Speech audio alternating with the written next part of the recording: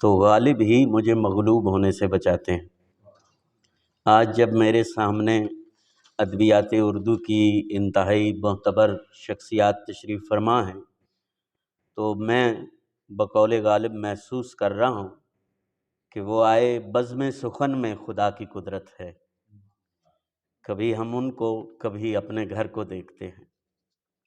اس کے ساتھ ساتھ علم و ادب سے شغف رکھنے والی شخصیات، شعبہ اردو جامعہ سرگودا کے طلباء، میرے احباب اور کالج اساتذہ بطور خاص میرے شکریہ کے مستحق ہیں۔ چشم ماں روشن دل ماں شاد۔ اگر اس سوال کا جواب تلاش کیا جائے کہ ہم سخن کیوں ہوئے، تو سچی بات ہے کہ انسان کے لیے اس کے جذبات اور خیالات اس کے مادی وسائل سے کہیں زیادہ اہمیت کے حامل ہوتے ہیں، کیونکہ دماغ خیالات کی جگالی نہ کرے تو وہ اپنی موت آپ مر سکتا ہے۔ غور و فکر اور سوجھ بوجھ کے عمل سے انسان پرانے علم اور اکتساب کو شعور کے دائروں میں سوچتا سمجھتا ہے اور نتائج اخذ کرتا ہے۔ اگر نئی کاوشیں، نئے اصول اور نئی دریافتوں کی راہیں نہ ڈھونڈی جائیں تو انسان کی فکر اور سوجھ بوجھ خوف، غم، بے اطمینانی اور قنوطیت کی پرخار راہوں میں الجھ کر رہ جاتی ہے۔ چونکہ انسان کے اندر ازل ہی سے اپنے من کے بھاؤ بھید کریدنے اور خود پر اپنا آپ عیاں کرنے کی آرزو موجود رہی ہے، اور انسان کے اس وصف کو تخلیقیت کا نام دیا گیا ہے، جو ہر انسان کے دماغ کی کئی چھوٹی بڑی رگوں میں موجود ایک مخفی راز یا ہنر کے طور پر موجود ہوتی ہے، جسے عظیم تخلیق کار پکاسو نے واضح کیا ہے۔ وہ فرماتے ہیں،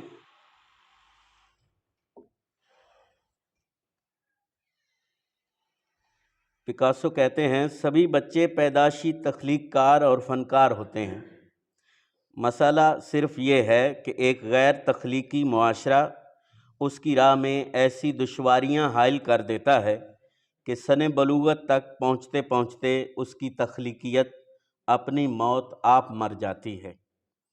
بہت سکون سے رہتے تھے ہم اندھیرے میں، فساد پیدا ہوا روشنی کے آنے سے۔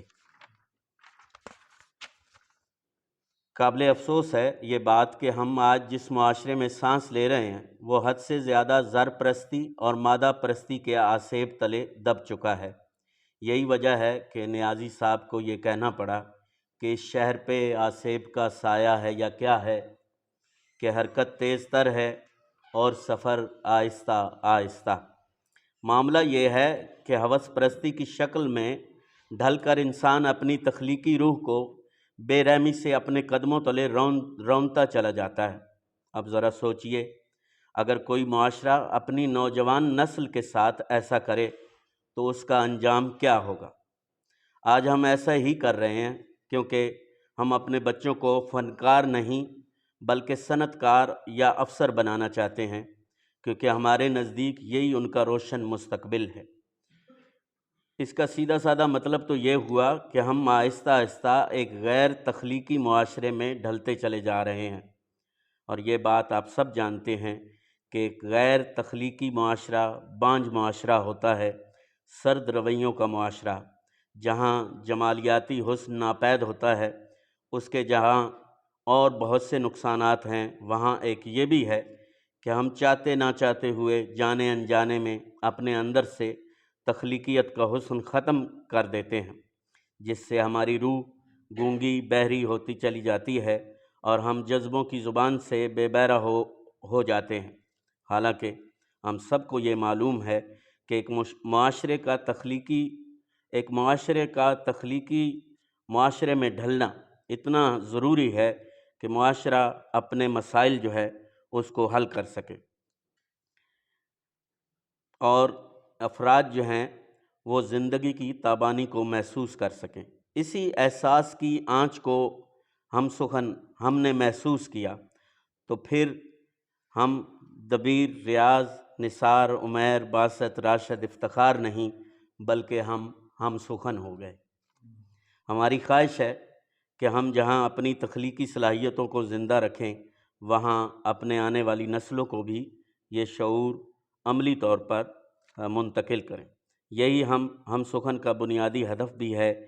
اسی لیے ہم اپنے ادبی شاہینوں سے یہ کہہ سکتے ہیں کہ پرندے جس جگہ پر بندش پرواز کرتے ہیں، چلو ہم پھر وہاں سے داستاں آغاز کرتے ہیں، اور امانت مستقبل کی ہیں ہماری آنکھ کے سپنے، اسی دولت میں ہم تم کو شریک راز کرتے ہیں۔ چرچل نے بھی قریب ایسی ہی بات کہی تھی کہ تم خود اپنی دنیا تخلیق کر سکتے ہو۔ تمہاری قوت متخیلہ جس قدر مضبوط ہوگی، تمہاری دنیا اسی قدر خوش ہوگی، اور جب تم خواب دیکھنا چھوڑ دو گے تو تمہاری دنیا اپنا وجود کھو دے گی۔ تو صاحبو، آپ کی دنیا انہی خوابوں کے سہارے چلتی ہے، اور جان لیجئے کہ یہ خواب آپ کو ادب سے بڑھ کر اور کوئی نہیں دے سکتا۔ جبھی تو ہمارے تخلیق کار یہ صدائیں لگاتے ہیں، خواب لے لو خواب، خواب لے لو خواب۔ چونکہ ادب کے دکھائے ہوئے خوابوں میں تخلیقی قوت ہوتی ہے، اس لیے یہ خواب انتہائی بارآور ثابت ہوتے ہیں۔ اسی قوت کو جانسن نے ایک خاص قسم کی روشنی سے تشبیہ دی ہے، وہی روشنی جو زندگی اور کائنات کے لیے یکساں مفید ہے۔ صاحبان دانش جانتے ہیں کہ یہ روشنی علم اور فکر کی کوکھ سے جنم لیتی ہے اور پھر خود کو تخیل کے جامے میں ملبوس کر لیتی ہے۔ یہاں علم، فکر، تخیل اور روشنی سب یکجا ہو جاتے ہیں، سو ہم سخن اس انضمام کا اہتمام کر رہی ہے اور کرتی رہے گی۔ دراصل مذکورہ عناصر کی تشکیل سے ایک ایسا ماحول اور کلچر پروان چڑھتا ہے جو معاشرے کے لیے انتہائی مفید ہوتا ہے۔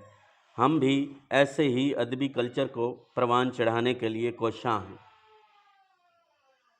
اس کے لیے کلچر کو سمجھنے کے لیے وزیر اعلیٰ صاحب کی ایک بات پر غور کیجیے گا۔ کلچر کا عمل درخت کی نمو اور پھیلاؤ کا عمل ہے۔ جب آپ پھولوں کی کیاریوں کو جڑی بوٹیوں سے پاک کرتے ہیں اور پھولوں کو کھلنے کے پورے مواقع میسر کرتے ہیں تو کلچر کے سلسلے کا یہ پہلا قدم ہوتا ہے۔ صاحبو، کلچر دراصل معاشرے کی تخلیقی فضا کو کہتے ہیں۔ ہم سخن ایسی ہی فضا کے قیام کے لیے کام کر رہی ہے، اور آج اسی لیے ہم نے ناول کو اپنا موضوع گفتگو بنایا ہے، کیونکہ ناول ایک ایسی صنف ہے جو کسی سماج میں تخلیقی فضا کو قائم کرنے میں بنیادی کردار ادا کرتی ہے۔ یعنی ناول ہی کسی تہذیب کے مطالعہ کی واحد ادبی کلید ہو سکتی ہے۔ آج کا موضوع ناول ہے، وہی روشنی جس کا ہم ذکر کرتے آ رہے ہیں۔ ناول نگار اس روشنی کو فروغ دینے میں اہم کردار ادا کرتا ہے۔ اس حوالے سے ٹالسٹائے کی ایک بات مجھے یاد آ رہی ہے جو انہوں نے ناول نگار کے منصب کے حوالے سے کی تھی۔ انہوں نے کہا تھا کہ یہ روشنی ناول نگار کو ہر جگہ دکھائی دیتی ہے، اور کسی ناول نگار کی کامیابی اسی میں ہے کہ جو نقشہ وہ اپنے ناول میں زندگی کا کھینچے وہ اسی روشنی سے معمور ہو۔ ایک اعلیٰ ترین ناول نگار دراصل ایک بڑا مفکر اور عالم ہی ہوتا ہے، کیونکہ وہ اس بوسیدہ جانی پہچانی زندگی کو اچھوتا، نرالا اور انوکھا بنا دیتا ہے۔ تو لیجئے ہم سب ادب کی اس اہم اور عظیم صنف کے حوالے سے عصر حاضر کے معروف سکالرز، مدرسین ادبیات اور محقق ادبیات کی زبان سے آج ناول کے حوالے سے گفتگو سنیں گے۔ میں استاد معظم، انتہائی مشفق اور مہربان ہستی، شعبہ اردو، یونیورسٹی آف سرگودا کے مایہ ناز اور ہر دل عزیز مدرس جناب ڈاکٹر شاہد نواز صاحب کو یہاں تشریف لانے پر دل کی گہرائیوں سے ان کا خیر مقدم کرتا ہوں، انہیں ویلکم کرتا ہوں۔ وہ تشریف لائے اور انہوں نے اپنا وقت نکالا۔ آپ سب جو دوست تشریف فرما ہیں اور جو ہمارے مہمان، ان کا بھی میں بطور خاص شکریہ ادا کرتا ہوں۔ اگر میں ہم سخن کے مقاصد کو مختصراً بیان کرنا چاہوں تو مجھے جان صاحب کا یہ شعر یاد آتا ہے کہ ایک ہی حادثہ ہے بس، اور وہ یہ کہ آج تک بات نہیں کہی گئی، بات نہیں سنی گئی۔ تو صاحبو، ہم چاہتے ہیں کہ بات کہی جائے اور بات سنی جائے، کیونکہ نیازی صاحب نے بھی یہی کہا تھا، باتیں تو ہوں کچھ تو دلوں کی خبر ملے، آپس میں اپنے کچھ تو جواب و سوال ہو۔ شکریہ۔